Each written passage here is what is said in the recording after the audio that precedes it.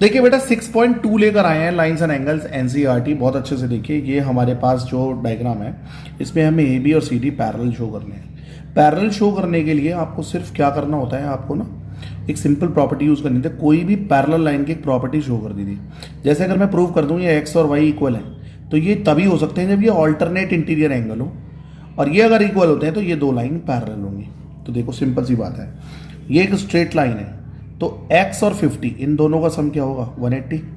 तो यहाँ पर x प्लस 5 180 है, तो x कितना आ गया 130। ये x 130 आ गया, और ये दोनों वर्टिकली ऑपोजिट इक्वल होंगे, तो ये भी 130 हो गया। x भी 130 है और y भी 130 है, तो ये क्या शो करता है A B parallel C D, क्योंकि कन्वर्स ऑफ ऑल्टरनेट एक्सियम हो गया। सेकेंड क्वेश्चन पे चलते हैं। बेटा बहुत अच्छे से इलेबोरेटली हम बता रहे हैं, आप बहुत अच्छे से इसको सुनिए और ध्यान से देखिए। यहां पर A B parallel C D और C D parallel E F है, वाई रेशो जेड हमारे 3:7 है।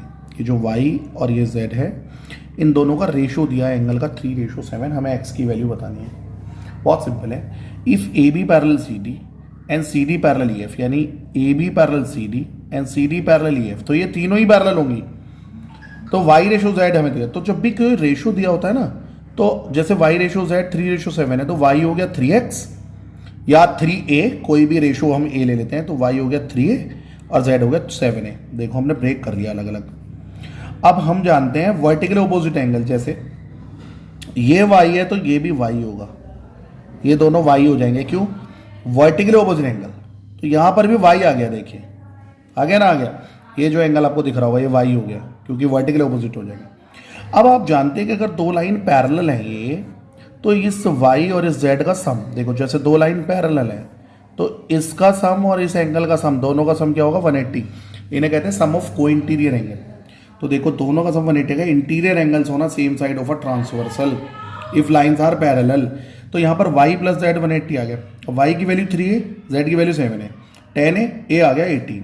जब a 18 आ गया तो y और z आ जाएंगे। y की वैल्यू क्या है 3 है, तो y आ गया 54 और z आ गया 126। अब मुझे चाहिए x। अब आप इधर देखो x प्लस वाई का सम कितना है, इसी प्रॉपर्टी से जो यहां पर लगाई थी हमने, x प्लस वाई क्या हो जाएगा 180 हो जाएगा।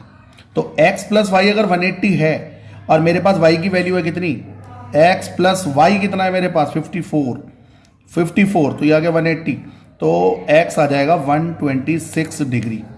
अब ये एक और तरीके से भी आ सकता है, क्योंकि देखो जब A B parallel C D है, C D parallel E F है, तो A B parallel E F हो गया, तो यानी कि ये जो x है ये z के इक्वल होगा और ऑल्टरनेट इंटीरियर भी इक्वल हो जाएगा। देखिए बेटा थर्ड क्वेश्चन इसमें देखिए, हमारे पास फिगर है, जब पैरेलल लाइंस गिवन हो ना, क्वेश्चन आधा इजी हो जाता है। देखिए दोनों लाइन पैरेलल गिवन है और ई एफ परपेंडिकुलर है, यानी कि E F perpendicular C D. ये जो ई एफ है ना, ये सी डी पर परपेंडिकुलर, मतलब ये एंगल 90 है, एफ ई डी।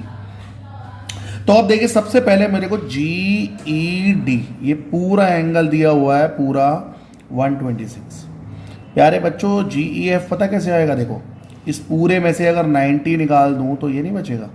तो देखिए जी ई एफ आएगा, जी ई डी में से डी एफ निकाल दो, अब वो 90 दिया तो 126 माइनस 90 36 आ गया। अब मैं जानता हूं ए जी ई, ये देखो इसका सम और इसका सम 180 नहीं होगा, लीनियर पेयर से जानते ही हैं, ये रहा लीनियर पेयर एक्सियम। तो बेटा ए जी ई मेरे पास आ गया है ना, ए जी ई 126 कैसे। अब बच्चे कहेंगे ये 126 कैसे, बेटा देखो ये लाइन इसके पैरेलल है तो ये ट्रांसवर्सल हुई, तो ये 126 से तो पूरा 126 है ना, ये गिवन है, तो ये ऑल्टरनेट से ये 126 आ गया। देखो अब ये 126 से तो बराबर वाला आ जाएगा लीनियर पेयर से, वो कितना आ गया 54, ये आ गया हमारा 54।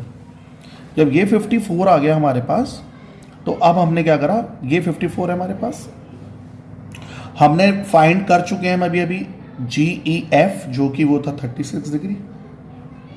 If I have 54 this 36 I can find this और सो मेनी एंगल्स, बट मुझे यही दो फाइंड करने थे तो मैंने फाइंड कर दिए। अब देखते हैं हम फोर्थ क्वेश्चन। बेटा इस क्वेश्चन को सॉल्व करने के न्यूमरियस मेथड है, मैं आपको दो मेथड बताऊंगा, बहुत ध्यान से देखिएगा। यहां पर ये line P Q S T के पैरेलल है, हमें ये एंगल क्यू आर एस बताना है। तो मेथड नंबर 1, आप आर पर, इस पोजीशन आर पर एक पैरेलल लाइन ड्रॉ कर दो। ये देखिए ये पैरेलल लाइन ड्रॉ कर दी। अब एक प्रॉपर्टी जानते हो, जब P Q parallel L M है, ये ट्रांसवर्सल है, तो इन दोनों का सम कितना होगा इन दोनों का सम। यहाँ पर कुछ नंबर मान लो, यहाँ 1 और यहाँ 2 मान लो, तो ये 1 + 110 कितना हो जाएगा 180। लीनियर सम ऑफ को इंटीरियर एंगल से तो 1 कितना आ गया, दोनों का सम 180 है, तो ये आ गया 70, 1 आ गया 70। और ऐसे ही अगर ये लाइन अब इसके पैरेलल है तो 130 + 2 180, 2 आ गया 50। ये आ गया हमारे पास 70, ये आ गया 50, और ये ले लेते हैं हम x। तो तीनों का सम कितना हो जाएगा 1 + x + 2 कितना हो जाएगा 180। Linear sum of all the angles on a straight line property, तो x आ गया 60 degree. Method number 1। Method number 2, आप इस लाइन को एक्सटेंड कर दो, ये PQ देख रहे हो, इसको एक्सटेंड कर दो। देखो ये जो करा है, अब लीनियर पेयर से 110, तो ये बराबर वाला एंगल क्या आ जाएगा XQR, क्या आ जाएगा 70। ये 130 है, ये लाइन इसके पैरेलल है, क्योंकि देखो ये पूरी लाइन पैरेलल है। ये 130 है तो ये 130 होगा, कॉरस्पॉन्डिंग एंगल प्रॉपर्टी, बराबर वाला आ जाएगा 50। तो ये ट्राइंगल देख रहे हो QRX, ये जो ट्राइंगल बना है इसमें एक आ गया 70 और एक आ गया हमारा 50। 70 और 50 120, तो थर्ड एंगल क्या हो जाएगा उस ट्राइंगल का 60 नहीं होगा। तो देखने के और करने के तरीके हैं, आप कर सकते हैं, जो भी आपको अच्छा लगे वो कर सकते हैं। ठीक है माय डियर फ्रेंड्स, तो हमारा आंसर आ गया QRX 60 डिग्री। नेक्स्ट देखिए 5th question. AB parallel CD has been given in this question my dear friends. AB जो है वो CD के पैरेलल है। APQ 50 डिग्री है और PRD 127। हमें x और y निकालने हैं। अब देखिए, आप जो भी 3 रूल अपने दिमाग में रखा करो, पैरेलल लाइन की प्रॉपर्टीज और एंगल सम प्रॉपर्टी, ये सारी प्रॉपर्टीज आप रखा करो। अब देखिए APQ 50 डिग्री है और PRD 127 है। तो मुझे एक बात बताइए, APQ और PQR ये 50 है, तो ये x कितना होगा 50 नहीं हो जाएगा। Alternate interior angle my dear friends, तो x हो जाएगा 50। बहुत सिंपल वे में लिखने का तरीका यहाँ पर है ही, देख लीजिएगा ध्यान से। ठीक है, दूसरा ये 127 है, तो ये पूरा 127 नहीं हो जाएगा। ये देखिए ये 127 है, क्योंकि ये लाइन इसके पैरेलल है, ये हो गई ट्रांसवर्सल। तो पूरा एंगल यानी 50 + y किसके इक्वल हो गया 127। 50 विल गो दैट साइड, तो y की वैल्यू हो गई 77 और x आपके पास आ चुका है कितना, ये हम ऊपर फाइंड कर चुके हैं, यानी कि x हो गया हमारा 50। अब देखते हैं 6th क्वेश्चन। बेटा 6th क्वेश्चन को बहुत ध्यान से देखिए, बच्चे बहुत ज्यादा पजल होते हैं। हमें ये 2 मिरर गिवन है और यहां पर रे ऑफ लाइट आ रही है। ये रे ऑफ लाइट ऐसे स्ट्राइक करी, इंसिडेंस पॉइंट से स्ट्राइक करा, रिफ्लेक्ट हो गई, फिर यहां पर इंसिडेंस पॉइंट पर रिफ्लेक्ट हो गई। यहां से हमें प्रूव करना है जो रिफ्लेक्टेड रे AB और ये CD ये पैरेलल है। पैरेलल के लिए मुझे प्रूव करना पड़ेगा कि ये एंगल ABC इस एंगल BCD के इक्वल है।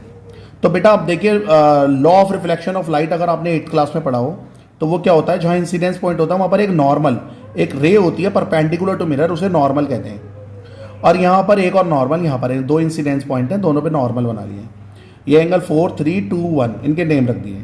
अब देखो 1 = 2, क्योंकि बेटा angle of incidence is equal to angle of reflection, law of reflection of light. जैसे 1 = 2 ऐसे 3 = 4 होगा। ये 2 लाइन आपको बिल्कुल क्लियर होनी चाहिए।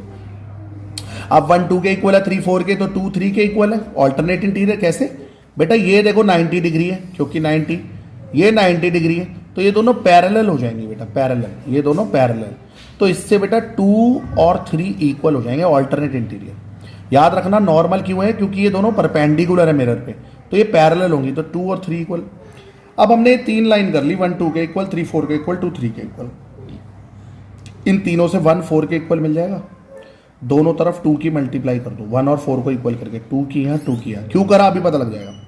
बेटा एक बात बताओ, जब मैं कह रहा हूँ 1 2 के इक्वल है, तो 1 का डबल पूरा एंगल नहीं हो जाएगा, BCD नहीं हो जाएगा, 1 का डबल BCD।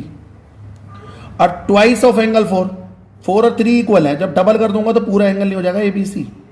तो 1 + 2 3 + 4, यानी कि ये तो हो गया BCD और ये हो गया ABC। और अगर ये दोनों इक्वल है तो मैं कह सकता हूं AB पैरेलल CD है। ये AB जो है वो CD के पैरेलल है, क्योंकि ये एंगल इसके इक्वल है माय डियर फ्रेंड्स।